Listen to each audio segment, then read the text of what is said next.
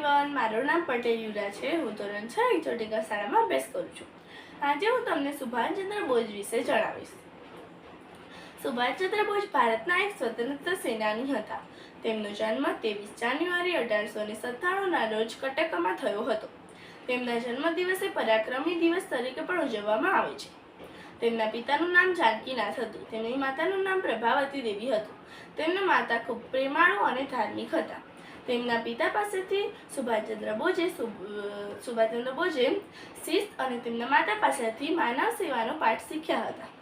સુભાષચંદ્ર બોઝના પત્નીનું નામ એમિલિસ ચેનકી હતું।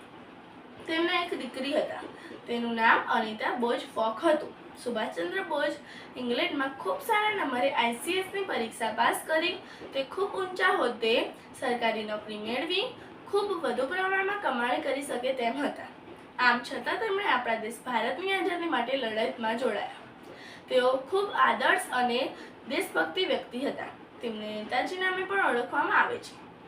આઝાદીની લડતમાં નેતાજી સુભાષચંદ્ર બોઝનું નામ મોખરે હતું। તેમણે 1942માં આઝાદ હિંદ ફૌજની રચના પણ કરી હતી। તેમણે એક ખૂબ પ્રસિદ્ધ નારો આપ્યો હતો, તુમ મુझे खून दो, मैं तुम्हें आज़ादी दूंगा।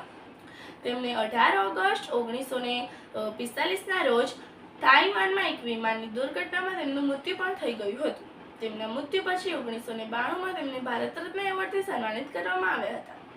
આજે પણ આપણે તેમને ભૂલી શકતા નથી, કારણ કે તેઓ આપણા દેશની આઝાદી માટે ખૂબ મોટું યોગદાન આપ્યું હતું। તેઓ દરેક ભારતીયની હંમેશા દિલમાં રહેશે। જય હિન્દ, જય ભારત।